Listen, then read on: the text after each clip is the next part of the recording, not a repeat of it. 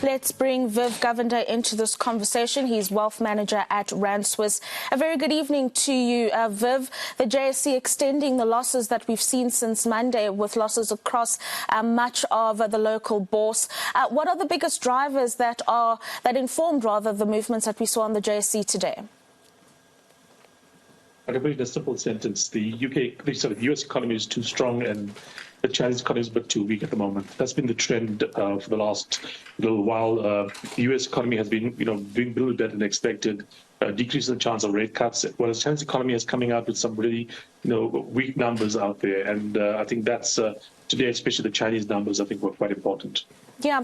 What about the local unit? Just yesterday or the day before, we saw it fall quite significantly against the US dollar and other major global currencies. Today at around 19.07, recouping some of those losses. Is it simply a dollar story, or are there other factors to consider here? Look, I mean, it is partly a dollar story. I mean, you've seen, for instance, the same period that we weakened. Basically, from the end of July till now, we've seen like other currencies weaken against the dollar as well. But we weaken more. And I think that is something to be concerned about. There's obviously certain issues in South Africa around load shedding, we talk about the retail sales number that just came out, etc. That shows that the South African economy at the moment is incredibly weak. And I think that is one of the reasons that we are seeing us weaken more than other places. But there's also a partial component here, which is dollar strength. Let's get into some company updates now, Viv. We had Sun International coming out with their trading update. So they are going to be reporting a profit, but those profits would have looked even better had we not seen a devaluation of the Nigerian naira, which is going to be eating into that bottom line. But ultimately, the story here is the casino gaming business doing very well now, especially that they focused on having it accessible on a digital or online basis.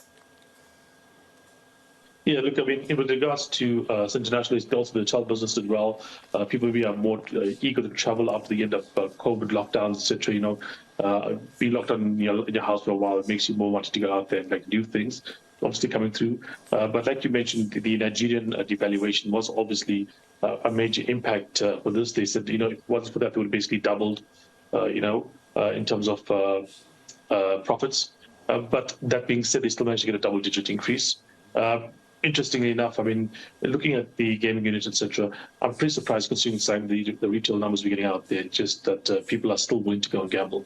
Yeah, and then also we have Cell C announcing today that the chief financial officer resigning, hadn't even served a year at the business, and it comes under a cloud because Cell C has been going through a series of leadership changes, and the business in itself hasn't been performing particularly well. I mean, your outlook on a Cell C, just based on developments over the last year or so? Look, I mean, at least Telkom has people wanting to buy it. That's a good thing. Look, I do think that the South African telecom sector is going through an interesting period. For providers, so it's probably too much of a market. The top two are doing really well. We saw MTN's, partial acquisition there happening as well with Mastercard. And I do think that that is the next step for mobile. It is basically going to be, almost the add-on services, especially around the financial sector, are going to be very key for mobile going forward because, quite frankly, at the moment it's pretty clear that the connectivity, the data and voice, business is mature, to say the least. So I'd be very nervous about being one of the smaller players in the market at the moment. And then finally, just weighing in on the retail sales figures that I spoke about a little earlier on, Viv.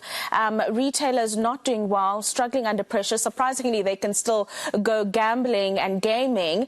But ultimately, the retail industry also feeling that pinch, saying the pressure that consumers are under is really eating into their bottom lines, but they also have higher input costs that are impacting their businesses as retailers.